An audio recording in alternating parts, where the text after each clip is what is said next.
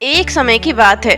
सृष्टि के आरंभ में जब समय स्वयं नवजात था और ब्रह्मांड में केवल अंधकार पसरा था, उस अंधकार के गर्भ से ही जन्मा था ज्ञान, दिव्य, पवित्र और अलौकिक। यह ज्ञान स्वयं ब्रह्मा के भीतर था, क्योंकि उन्हें ही सृष्टि की रचना करनी थी। परंतु एक दिन वह ज्ञान लुप्त हो गया। संपूर्ण ब्रह्मांड में भय की लहर दौड़ पड़ी। देवगण चिंतित हो उठे। ब्रह्मा जी का ज्ञान चला गया है, तो अब सृष्टि कैसे चलेगी? तब देवताओं ने एक ही नाम पुकारा, हयग्रीव। पर कौन थे ये हयग्रीव? क्यों उनसे जुड़ी है ज्ञान की सबसे महान गाथा? यही है इस कथा का रहस्य। भगवान हयग्रीव ने ही देवताओं को ज्ञान का प्रकाश दिया।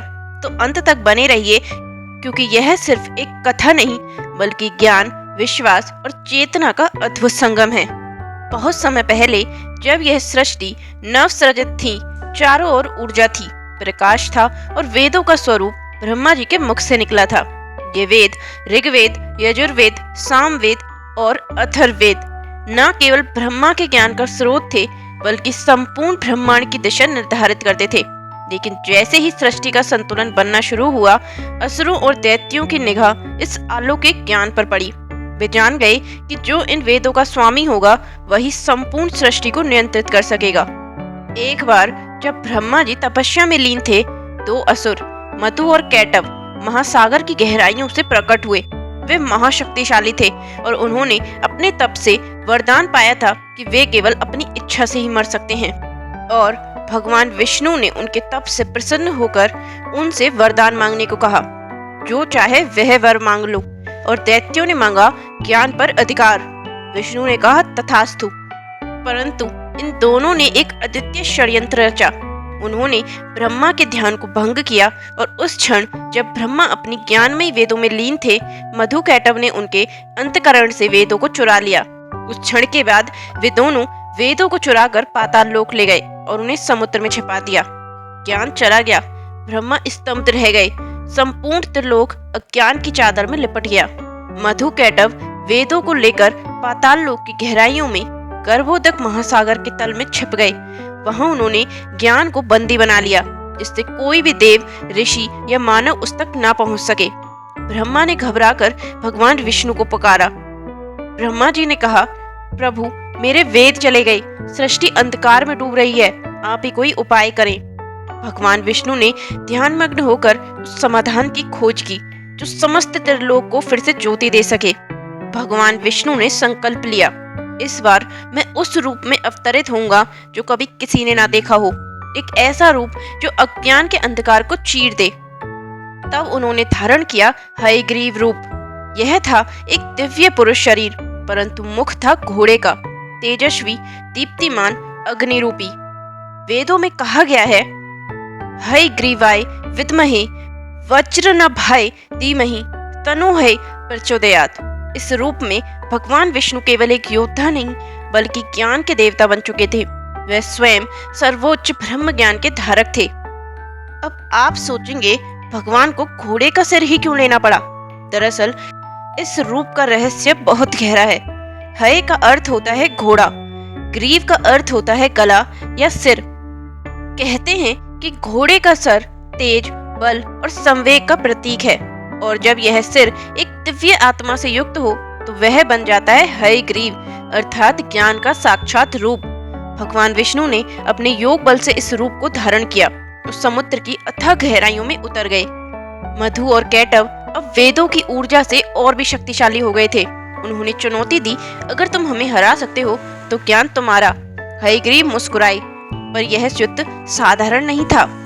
समुद्र की गहराइयों में हजारों वर्षों तक युद्ध चला।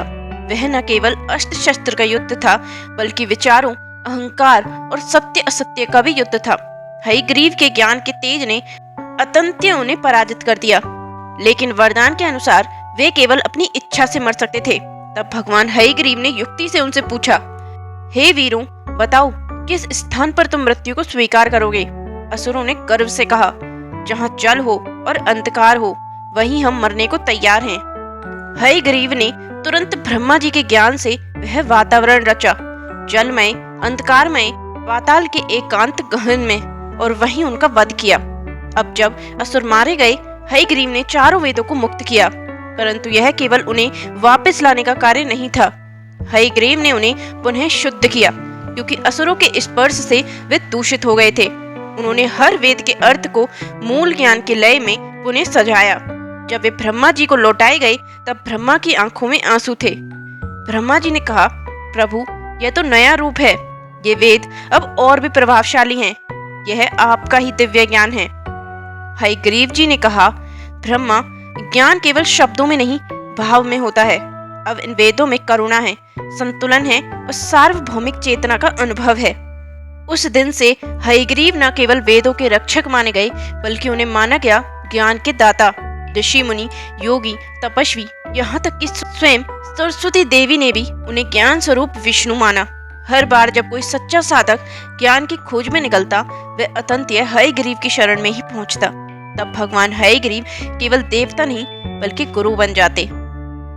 उनके मुख से निकले ऐसे ज्ञान के सूत्र, जिन्होंने केवल देवताओं को ही नहीं, बल्कि भविष्य में आने वाले ऋषियों, मुनियों और तपस्वियों को भी दिशा दिखाई। कुछ प्रमुख उपदेश जो हयग्रीव से जुड़े हैं। पहला, ज्ञान ही मोक्ष का मार्ग है। बिना ज्ञान के न भक्ति स्थिर होती है, न कर्म फलदायी। दूसरा, जो आत्मा को जाने वही ब्रह्म को जाने। हयग्रीव का ज्ञान आत्मा की खोज पर केंद्रित था। आत्मा न जन्म लेती है, न मरती है। वह शुद्ध, चैतन्य और अमर है। तीसरी, वाणी का संयम ही सच्चा ब्रह्मचार्य है। उन्होंने बताया कि जो वाणी पर संयम नहीं रख सकता, वह जीवन की किसी भी साधना में सफल नहीं हो सकता। चौथा, ज्ञान दान ही सबसे बड़ा दान है। धन, वस्त्र, अन्न का दान सीमित है, लेकिन ज्ञान का दान अमर है। जो एक दीपक से 1000 दीपक जला दे, उसका प्रकाश कम नहीं होता। कहा जाता है कि कलयुग में जब लोग अंधकार में भटकने लगते हैं और झूठ को सत्य समझ बैठते हैं, तब हयग्रीव का ध्यान करने मात्र से चेतना जागृत होती है। उनके मंत्र को जपने से ध्यान स्थिर होता है, बुद्धि तीव्र होती है और आत्मा अपने मूल स्वरूप को पहचानने लगती है। उनका मंत्र है ओम ह्रीं हयग्रीवाय नमः। यह मंत्र वह चाबी है जो मनुष्य के बंद द्वारों को खोलती है, मन, बुद्धि, चित्त और आत्मा के। आज भी भगवान हयग्रीव की पूजा विशेष रूप से दक्षिण भारत में होती है, विशेषकर तमिलनाडु, आंध्र प्रदेश और कर्नाटक में। हर साल हयग्रीव जयंती भी मनाई जाती है। कांचीपुरम का हयग्रीव मंदिर, मुक्तिनाथ नेपाल में स्थित हयग्रीव प्रतिमा और तिरुपति बालाजी के भीतर हयग्रीव की गुप्त पूजा, ये सभी दर्शाते हैं कि भगवान हयग्रीव का ज्ञान कालातीत है। छात्र, शिक्षक और वेदों के साधक हयग्रीव का स्मरण कर परीक्षा में सफलता की कामना करते हैं। उन्हें विद्या के देवता के रूप में भी जाना जाता है। आज के समय में जब लोग सूचना से भरे हैं लेकिन ज्ञान से दूर हैं, तब भगवान हयग्रीव की शिक्षा और भी आवश्यक हो जाती है। ज्ञान वह शक्ति है जो एक सामान्य व्यक्ति को राजा बना सकती है। आज हम विज्ञान, तकनीक और डिजिटल दुनिया से आगे हैं, परंतु आध्यात्मिक ज्ञान, आत्मज्ञान और आचार शुद्धि का महत्व हमें हयग्रीव से सीखना चाहिए।